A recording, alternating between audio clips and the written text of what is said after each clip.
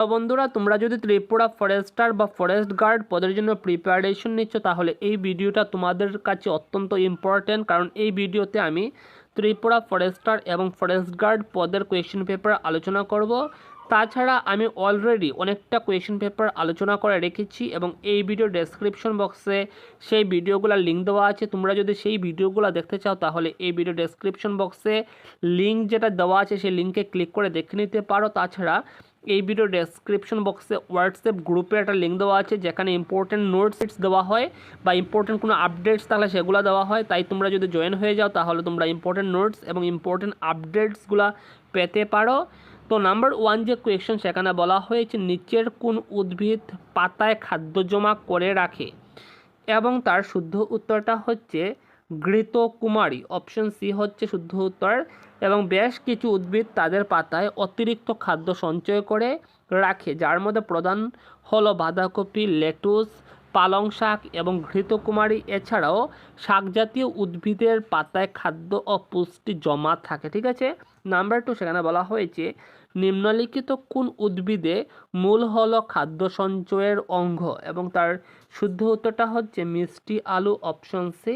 এবং গাজর, মূলা, বিট, মিষ্টি আলু, শালগম, ডালিয়া, অ্যাসপারাগাস, কাসাবা ইত্যাদি এইগুলা উদ্ভিদের মূল হলো খাদ্য সঞ্চয়ের অঙ্গ। ঠিক আছে।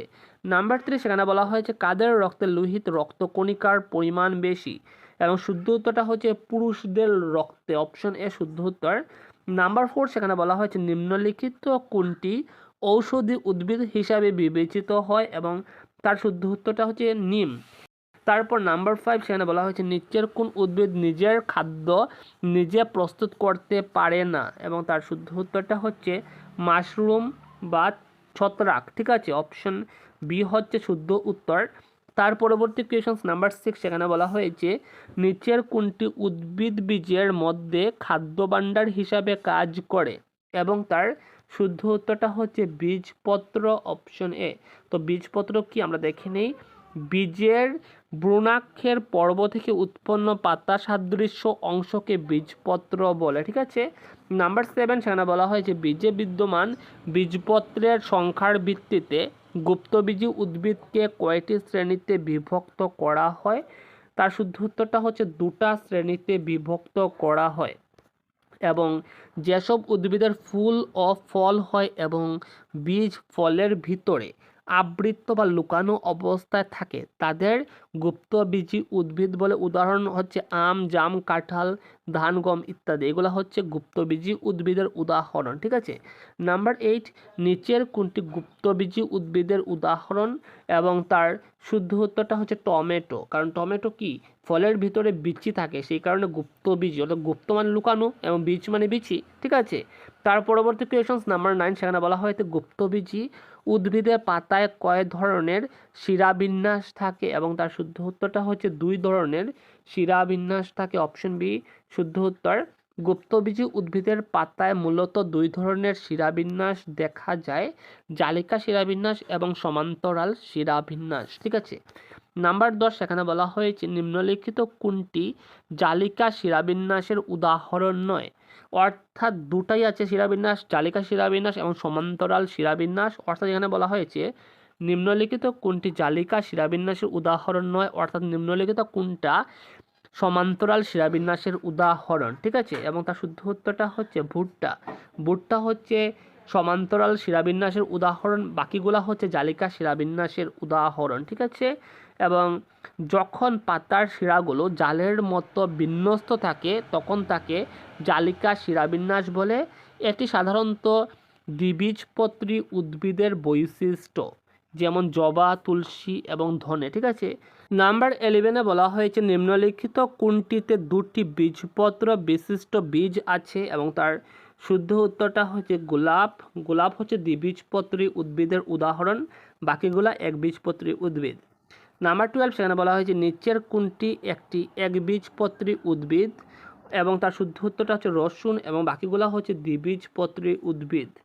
এবং যেসব সপুষ্পক উদ্ভিদের বীজে একটিমাত্র বীজপত্র থাকে, তাদের একবীজপত্রী উদ্ভিদ বলে। উদাহরণ হচ্ছে ধান, গম, ভুট্টা, নারিকেল, ঘাস, ঘাস, কলা ইত্যাদি। ওকে, নাম্বার 13 সেখানে বলা হয় যে বাঁশের মধ্যে কোন ধরনের পাতার শিরাবিন্যাস এবং মূলতন্ত্র পাওয়া যায়, এবং তার শুদ্ধ উত্তরটা হচ্ছে সমান্তরাল শিরাবিন্যাস এবং গুচ্ছমূল পাওয়া যায়। মানে মূল মানে জড়, জড়টা কীরকম গুচ্ছ মানে ছোটো ছোটো অনেকটা জড়, সমান আকারের জড় আছে বাঁশের নিচে, ঠিক আছে, এটাকে বলা হয় গুচ্ছ মূল। তো আমরা দেখে নেই গুচ্ছমূল কাকে বলে। কাণ্ডের নিচে বা পর্ব থেকে একগুচ্ছ সরু ও সম আকৃতির অস্থানিক মূল যখন গুচ্ছাকারে উৎপন্ন হয় তখন তাকে গুচ্ছমূল বলে, ঠিক আছে। নাম্বার 14 নিচের কোনটি দ্বিবীজপত্রী উদ্ভিদ, এবং তার শুদ্ধ উত্তরটা হচ্ছে সরিষা হচ্ছে দ্বিবীজপত্রী উদ্ভিদ এবং বাকিগুলো হচ্ছে একবীজপত্রী উদ্ভিদ। তার পরবর্তী নাম্বার 15 নিচের কোনটি একবীজপত্রী উদ্ভিদের উদাহরণ নয়, অর্থাৎ নিচের কোনটা দ্বিবীজপত্রী উদ্ভিদ এক কথায়, ঠিক আছে, এবং তার শুদ্ধ উত্তরটা হচ্ছে চুলা। চুলা হচ্ছে দ্বিবীজপত্রী উদ্ভিদ, বাকিগুলো হচ্ছে একবীজপত্রী উদ্ভিদ। নাম্বার 16 নিম্নলিখিত কোনটি বা কোনগুলি পরজীবী জীব নয়, এবং তার শুদ্ধ উত্তরটা হচ্ছে বাকিগুলো দেখে নাও, এবং তার শুদ্ধ উত্তরটা হচ্ছে ইস্ট। ইস্ট পরজীবী জীব নয়, বাকিগুলো হচ্ছে পরজীবী জীব। ইস্ট হলো একটি এককোষী ছত্রাক বা অণুজীব যা মূলত পাউরুটি তৈরি, বেকারি শিল্প এবং অ্যালকোহল বা মদ উৎপাদনে ব্যবহৃত হয়। নাম্বার 17 সেখানে বলা হয়েছে গুপ্তবীজী উদ্ভিদের স্ত্রী প্রজনন অঙ্গকে ড্যাশ বলে, এবং তার শুদ্ধ উত্তরটা হচ্ছে গর্ভপত্র বলে। অপশন বি শুদ্ধ উত্তর। গর্ভপত্র কি? গর্ভপত্র একটি সৃজনন অঙ্গ যা গর্ভমুণ্ড, গর্ভদণ্ড এবং গর্ভাশয় নিয়ে গঠিত। নাম্বার 18 সেখানে বলা হয়েছে ফুলের গর্ভকেশর কি, এবং তার শুদ্ধ উত্তরটা হচ্ছে একটি স্ত্রী প্রজনন অঙ্গ। Option C. তার পরবর্তী কোয়েশন নাম্বার 19 নিচের কোনটি পরজীবী উদ্ভিদ, এবং তার শুদ্ধ উত্তরটা হচ্ছে স্বর্ণলতা। স্বর্ণলতা একটা পরজীবী উদ্ভিদ। নাম্বার 20 সেখানে বলা হয়েছে নিম্নলিখিত কোন কলা উদ্ভিদে খাদ্য পরিবহন করে, এবং তার শুদ্ধ উত্তরটা হচ্ছে ফ্লোয়েম। Option B. তো দেখে নাও উদ্ভিদ কলা কি? উদ্ভিদ কলা হলো সমধর্মী বা বিষমধর্মী একগুচ্ছ কোষ যা একই স্থান থেকে উৎপন্ন হয়ে সাধারণ কোনো কাজ সম্পাদন করে। এগুলি উদ্ভিদের বৃদ্ধি, খাদ্য পরিবহন ও যান্ত্রিক সহায়তা প্রদান করে, ঠিক আছে। নাম্বার 21 উদ্ভিদের কলা মূলত ড্যাশ ধরনের হয়, এবং তার শুদ্ধ উত্তরটা হচ্ছে 2 ধরনের হয়, এবং সেগুলো হচ্ছে ভাজক কলা এবং স্থায়ী কলা। নাম্বার 22 সেখানে বলা হয়েছে উদ্ভিদের কোন অংশ খাদ্য প্রস্তুত করে, তার শুদ্ধ উত্তর হচ্ছে উদ্ভিদের পাতায় খাদ্য প্রস্তুত করে। তার পরবর্তী নাম্বার 23 একবীজপত্রী ও দ্বিবীজপত্রী ফুলের মধ্যে তফাৎ কি? খুবই ইম্পর্টেন্ট কোয়েশ্চেন, এবং অনেকটা অপশন দেওয়া হয়েছে। তার শুদ্ধ উত্তরটা হচ্ছে একবীজপত্রী ফুলের মধুগ্রন্থি থাকে না, কিন্তু দ্বিবীজপত্রী ফুলের মধুগ্রন্থি থাকে। এটাই হচ্ছে পার্থক্য একবীজপত্রী উদ্ভিদ এবং দ্বিবীজপত্রী উদ্ভিদের, ঠিক আছে। তো ফুলের যে বিশেষ কোষ বা গ্রন্থি থেকে মিষ্টি রস বা নেকটার নিঃসৃত হয় তাকে মধুগ্রন্থি বা নেকটার গ্রন্থি বলা হয়। নাম্বার 24 বলা হয়েছে নিম্নলিখিতগুলির মধ্যে কোনটি দ্বিবীজপত্রী উদ্ভিদের বৈশিষ্ট্য নয়। তো স্থানিক মূল এটা হচ্ছে দ্বিবীজপত্রী উদ্ভিদের বৈশিষ্ট্য। জালিকাকার শিরাবিন্যাস এটাও হচ্ছে দ্বিবীজপত্রী উদ্ভিদের বৈশিষ্ট্য, এবং দুটি বীজপত্র এটা হচ্ছে দ্বিবীজপত্রী উদ্ভিদের বৈশিষ্ট্য। কিন্তু অস্থানিক মূল এটা দ্বিবীজপত্রী উদ্ভিদের বৈশিষ্ট্য নয়, এটা হচ্ছে একবীজপত্রী উদ্ভিদের বৈশিষ্ট্য। তো যেসব মূল মানে হচ্ছে জড়, গাছের জড়, মূল ভ্রূণমূল থেকে উৎপন্ন না হয়ে উদ্ভিদের কাণ্ড, পাতা বা অন্য কোনো অংশ থেকে উৎপন্ন হয় তাদের অস্থানিক মূল বলে, ঠিক আছে। তার পরবর্তী নিচের কোনটি পাতার অংশ, এবং তার শুদ্ধ উত্তরটা হচ্ছে বৃন্ত। বৃন্ত হচ্ছে পাতার অংশ। তো বৃন্ত কি? বৃন্ত শব্দের অর্থ হলো বুটা। এটি মূলত ফুল, ফল বা পাতার সাথে গাছের ডাল বা কাণ্ডের সংযোগকারী দণ্ডাকার অংশকে বোঝায়। তার পরবর্তী নাম্বার 26 দ্বিবীজপত্রী উদ্ভিদে স্থানিক মূল কি থেকে গঠিত হয়, তার শুদ্ধ উত্তরটা হচ্ছে বীজমূল থেকে, অর্থাৎ বিচি থেকে গঠিত হয়। উদ্ভিদের বীজের ভ্রূণমূল থেকে উৎপন্ন হয়ে যে মূল সরাসরি মাটির গভীরে প্রবেশ করে এবং শাখা প্রশাখা সৃষ্টি করে তাকে স্থানিক মূল বা প্রধান মূল বলে, ঠিক আছে। নাম্বার 27 নিম্নলিখিত কোনটি বা কোনগুলি পরজীবী জীব নয়, এবং তার শুদ্ধ উত্তরটা হচ্ছে এমিবা পরজীবী জীব নয়, বাকিগুলো হচ্ছে পরজীবী জীব। নাম্বার 28-এ বলা হয়েছে উদ্ভিদে পরিবহন ঘটে অপশন এ জাইলেমের মাধ্যমে, অপশন বি ফ্লয়েমের মাধ্যমে, অপশন সি উভয় এবং বি। তার শুদ্ধ উত্তর জাইলেমের মাধ্যমে এবং ফ্লয়েমের মাধ্যমে, অর্থাৎ উভয় এ এবং বি। জাইলেমের মাধ্যমে মূলত উদ্ভিদের মূল দ্বারা শোষিত জল এবং খনিজ লবণ পরিবহন করা হয়। আর জাইলেমে কী করে উদ্ভিদের শিকড় মানে জড় দ্বারা কী করে জল এবং খনিজ লবণ মাটি থেকে কী করে আহরণ করে এবং উদ্ভিদের পাতায় সেটা পৌঁছায়, ঠিক আছে। জাইলেমে সেটার কাজ করে উদ্ভিদের যে কলা আছে জাইলেম সেটাই। এবং ফ্লোয়েম কী করে ফ্লোয়েম উদ্ভিদের পাতায় শালুক সংশ্লেষণের ফলে উৎপন্ন খাদ্য বা শর্করা এবং অন্যান্য জৈব পুষ্টি উপাদান উদ্ভিদের ঊর্ধ্ব ও নিম্নমুখী উভয় দিকে পরিবহন করে দেয়। ফ্লোয়েমে কী করে শালুক সংশ্লেষণের ফলে যে খাদ্য উৎপন্ন হয় উদ্ভিদের পাতায় সেটা কী করে উদ্ভিদের সমস্ত দেহে পৌঁছাইয়া দেয়, ঠিক আছে। তার পরবর্তী নাম্বার 29, সম্প্রতি ত্রিপুরায় আবিষ্কৃত নতুন গেকো প্রজাতির নাম কি? গেকো মানে কি? গেকো মানে হচ্ছে টিকটিকি জাতীয় প্রাণী এবং নতুন প্রজাতিটা যেটা এসেছে সেটা হচ্ছে সাইটোডাকটাইলস জয়াদিত্যই এবং অপশন বি হচ্ছে শুদ্ধ উত্তর। এবং জয়াদিত্যই কেন? কারণ ডক্টর জয়াদিত্যই এই প্রাণীটা আবিষ্কার করেছেন ত্রিপুরাতে, ঠিক আছে। নাম্বার 30 সেখানে বলা হয় সম্প্রতি ত্রিপুরায় কোন বিরল প্রজাতির দেখা মিলেছে এবং তার শুদ্ধ উত্তরটা হচ্ছে ব্যান্ডেড রয়েল। এবং ত্রিপুরার সিপাহী জেলা যে বন্যপ্রাণী অভয়ারণ্য সেখানে এই বিরল প্রজাপতিটা দেখা পাওয়া গেছে, ঠিক আছে। নাম্বার 31-এ বলা হয়েছে ত্রিপুরায় আবিষ্কৃত নতুন কেঁচু প্রজাতির মধ্যে একটি হলো সম্প্রতি ত্রিপুরায় দুটি নতুন প্রজাতির কেঁচুর আবিষ্কার হয়েছে। তার মধ্যে একটা হচ্ছে কাঞ্চুরিয়া ত্রিপুরায়েন্সিস অপশন এ এবং অন্যটি হচ্ছে কাঞ্চুরিয়া প্রিয়াশঙ্করী। নাম্বার 32 সেখানে বলা হয়েছে কাজিরাঙ্গা জাতীয় উদ্যান কোন রাজ্যে অবস্থিত? তার শুদ্ধ উত্তর আসাম রাজ্যে অবস্থিত।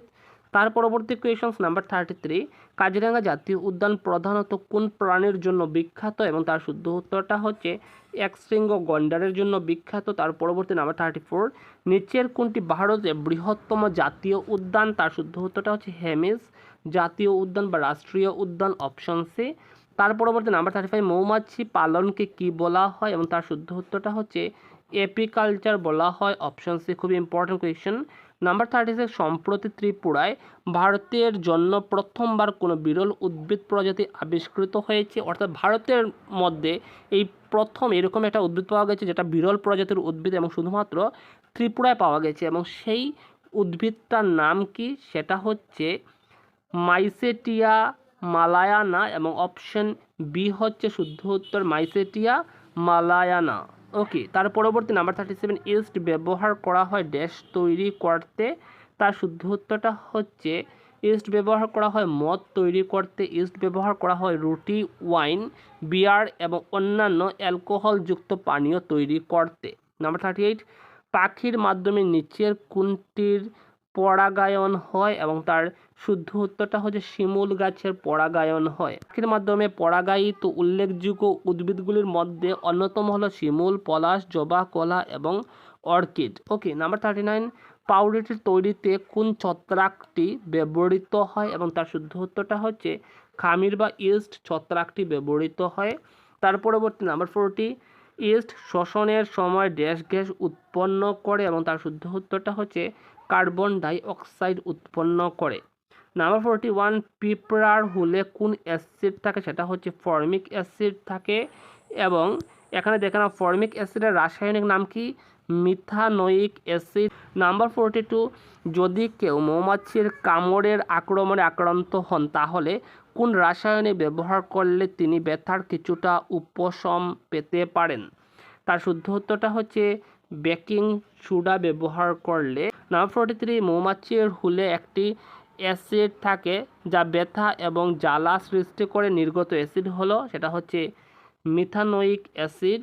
অপশন বি হচ্ছে শুদ্ধ উত্তর। তার পরবর্তী নাম্বার 44, সেটা হচ্ছে মৌমাছির হুল ফুটার কারণে ব্যথা থেকে মুক্তি পেতে নিচের কোন রাসায়নিক প্রয়োগ করা যেতে পারে? এবং তার শুদ্ধ উত্তরটা হচ্ছে সোডিয়াম বাইকার্বনেট। অপশন সি হচ্ছে শুদ্ধ উত্তর।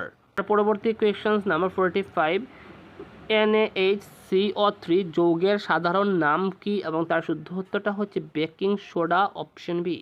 খুবই ইম্পর্টেন্ট কোয়েশ্চেন। নাম্বার 46-এ বলা হয়েছে একটি জীবের জীবন শুরু হয় মহিলা হিসাবে এবং পরে পুরুষে রূপান্তরিত হওয়ার প্রক্রিয়াকে কি বলা হয়, এবং তার শুদ্ধ উত্তরটা হচ্ছে প্রোটোগাইনি বলা হয়, অপশন বি শুদ্ধ উত্তর।